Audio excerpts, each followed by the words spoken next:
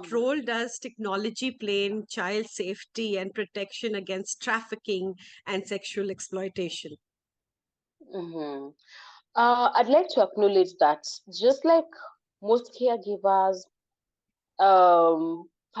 that includes parents, guardians, teachers, even myself, technology has found us in an interesting place where on one side we're learning from technology, it's really improving our lives, but on the other end, we are having harm occasioned through technology. So today we choose not really to focus on the bad things that we are already aware that are happening in the internet, but to look at how can we use the internet to protect our children and to protect even, to safeguard the space, the internet space that when they are accessing it. So the first way in which the internet comes in to protect children is that we have online resources where you can get information on how, as a child, you can remain safe. Other than accessing the online resources as a child, parents, caregivers, teachers, and people who are interested in learning can access these online resources through the internet platforms. Still, on the same breath, it's through the internet that we have online reporting tools. For example, the very popular platforms in Kenya, we have Facebook, Instagram, TikTok, those are the ones that I'm familiar with. This digital world keeps evolving daily and daily, and there are new applications. So yeah, so we find the reporting tools on the internet space where children and caregivers can report suspicious or even cases of online abuse, and not just online, because we have online counseling services that can also be accessed in the internet space. So having mentioned helplines, in Kenya, we have a children's helpline that is 116, which can be accessed by anyone in Kenya. It is free and 24 hours. So other than offering the voice support to children, they also offer email, chat, internet-based support to persons who might be facing child-related issues. They can be supported through the internet space.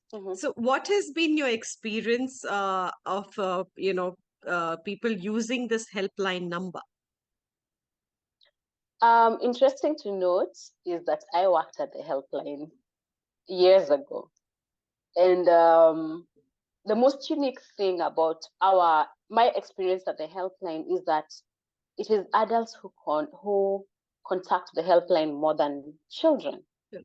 You'd expect, because it's a children's helpline, that children are contacting the counselors, support services, but in the real sense, we have concerned adults contacting the helpline. Maybe some of the reasons which I can allude to is accessibility to gadgets. For you to call, you need a phone, and maybe not all children have a phone. Right. So that lack of accessibility to the service, yeah. So that has been my experience. Over the years, we moved from just receiving calls to now this advent of online child sexual exploitation, where now these cases do not require you to report about a URL, I mean, a website. You need somewhere where you can type. And we have, at the helpline, there's a WhatsApp number where children are able to share whatever link it is, and photos or videos they find uncomfortable online, and they can get supported. And also, speaking to the same, in Kenya, we have the regulatory authority when it comes to matters communication. It's called the Communication Authority of Kenya.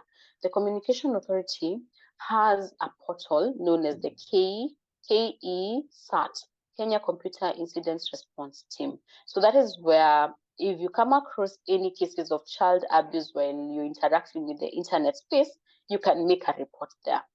So that is a mechanism or a platform that has been facilitated by the Communication Authority, simply saying the government to do that. And also, because it's not everyone who can be able to access or even has that knowledge, through both state and non-state actors, there's been deliberate efforts to build the capacity of children officers who are situated in the villages, in the sub-counties, to be able to support these children, make a report to the to the police station, support the police, because this is really new to be able to take up this case. Yes.